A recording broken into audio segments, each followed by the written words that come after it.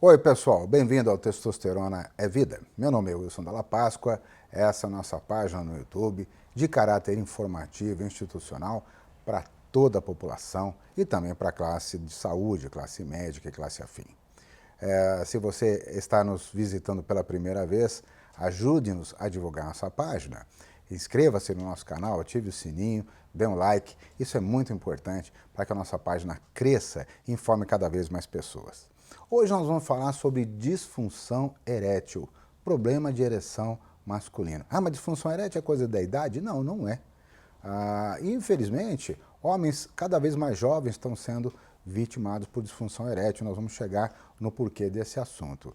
Classicamente, a disfunção erétil está ligado ao avanço natural da idade, o que é verdade, porque com o avanço natural da idade, todo o sistema arterial, venoso, hormonal, o sistema neurológico, que todo o processo de vários fatores envolvidos na ereção começam a piorar e as pobres qualidades de ereção vão aumentando com o tempo. Hoje eu quero falar para vocês sobre as causas mais comuns de ereção, quanto por cento da população que ela atinge, porque entendendo o que acontece, nós vamos ter melhor compreensão para fazermos o tratamento. A falta da qualidade de ereção significa conseguir pressão suficiente dentro dos corpos cavernosos, que são duas válvulas que promovem o sequestro e o armazenamento do sangue em altíssima pressão dentro dos corpos cavernosos. Para vocês terem uma ideia, a pressão arterial dentro dos corpos cavernosos numa ereção plena é 10 vezes o volume da pressão arterial normal de um ser humano. Quando ele consegue atingir esse nível de pressão 10 vezes maior do que a pressão arterial normal, você consegue estabelecer uma ereção plena, uma ereção que promova a possibilidade de ter penetração em um ato sexual masculino para realizar um ato sexual de qualidade. E quando essa pressão não é atingida, começa a ter a dificuldade, a ereção parcial ou a total falta de ereção. Tudo que dificulte a penetração ou que tenha uma ereção fugaz, que você consegue ter uma qualidade de ereção, mas ela que não é duradoura, ela é muito rápida, ela impede a realização do ato sexual, isso tudo nós chamamos de disfunção erétil. E a disfunção erétil pode ter várias origens, como a gente falou. A primeira delas é neurológica.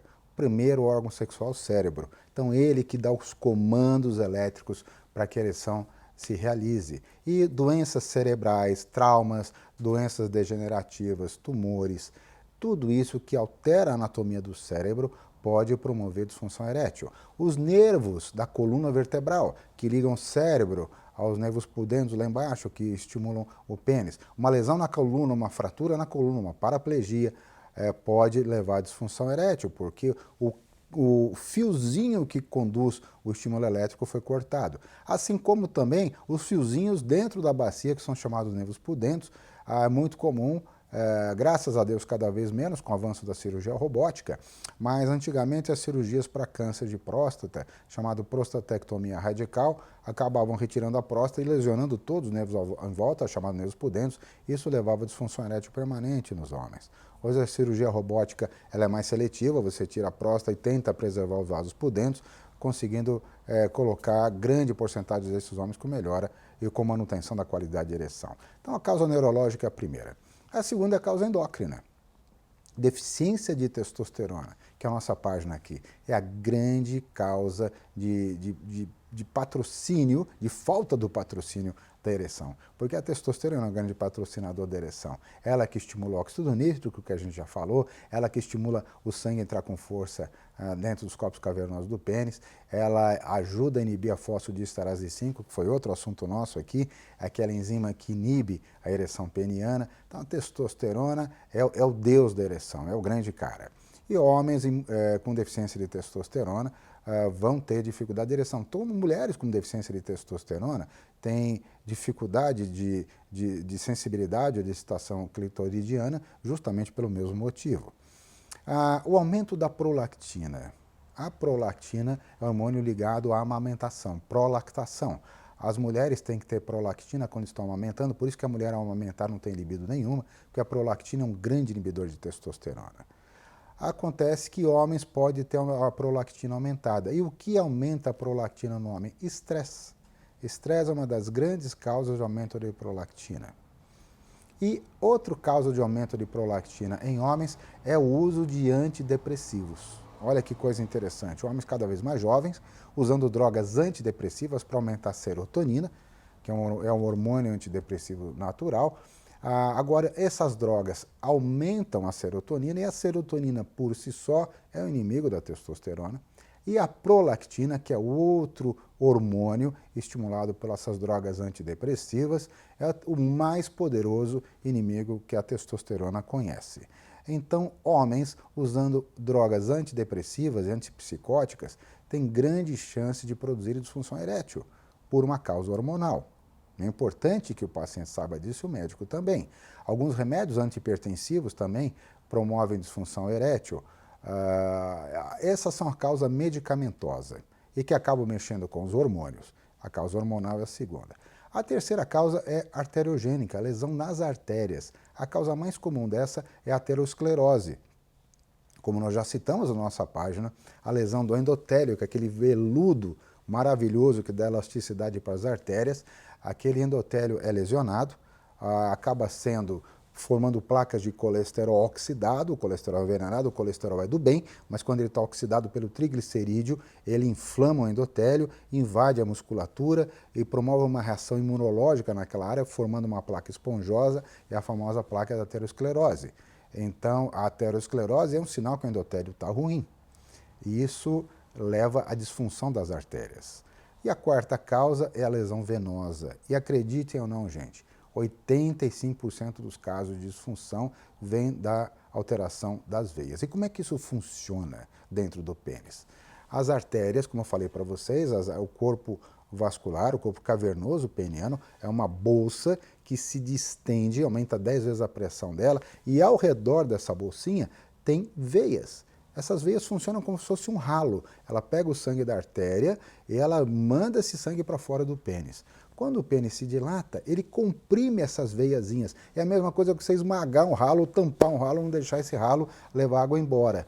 Quando as artérias se distendem, os ralinhos, que são as veias, são comprimidos, são amassados na periferia pela força desse poderoso corpo cavernoso, então o sangue só entra e não sai. E isso promove aquele aumento grande da pressão que eu falei para vocês.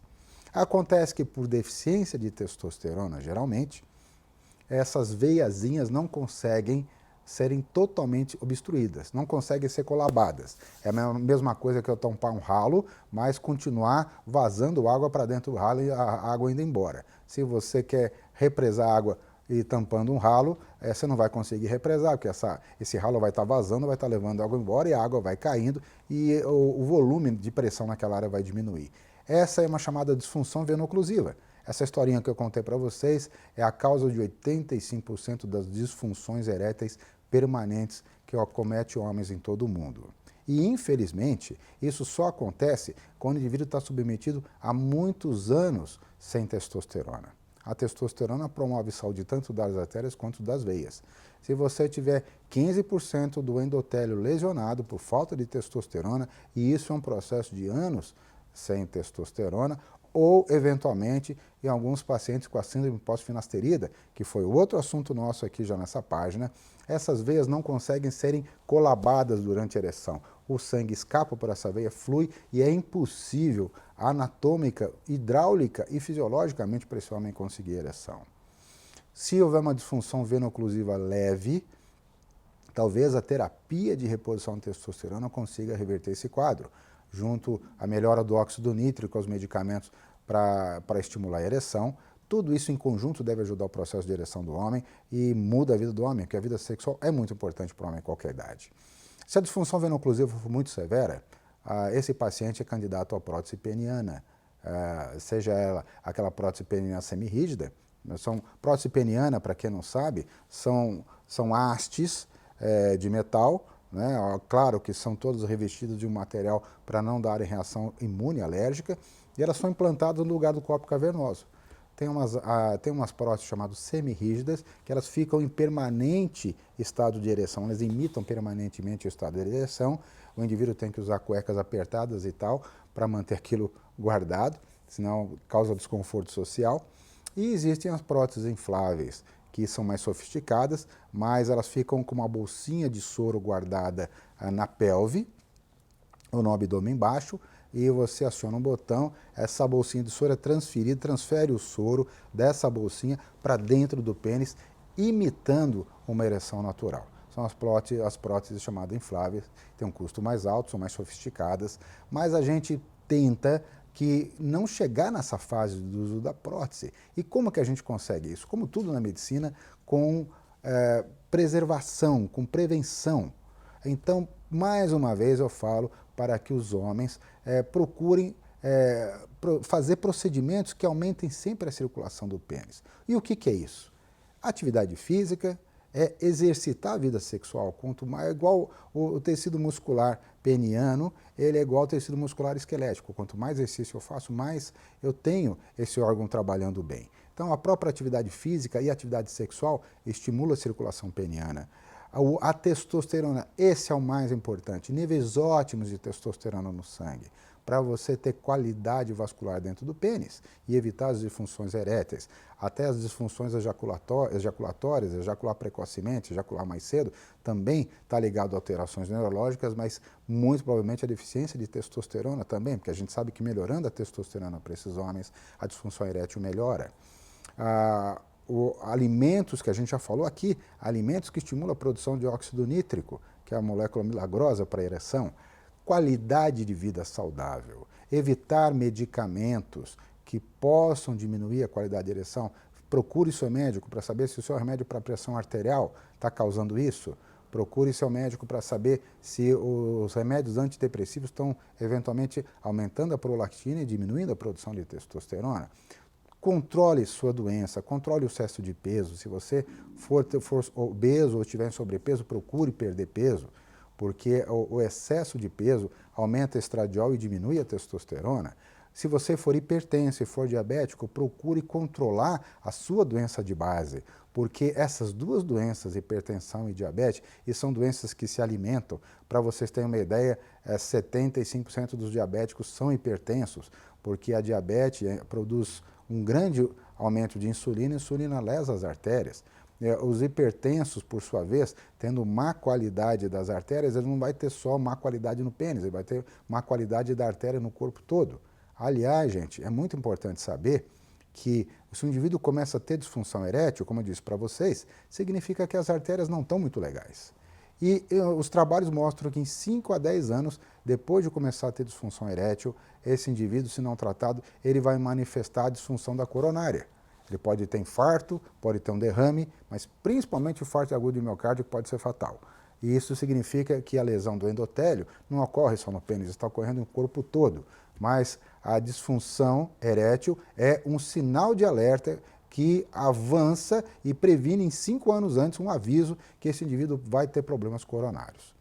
Como tudo na vida, o equilíbrio, a manutenção, os exames periódicos, a mudanças de paradigma, a qualidade de vida, a dieta saudável é muito importante para que você tenha uma vida sexual plena, satisfatória, e vai diminuindo com a idade. Aos 40 anos de idade, aproximadamente 50% dos homens, já final dos 40 anos de idade, 40 a 50% dos homens têm algum grau de disfunção erétil. Aos 60 anos de idade, 65% dos homens têm disfunção erétil. Aos 90 anos de idade, aproximadamente 90% dos homens têm, porque é um processo degenerativo, lento e gradual e progressivo.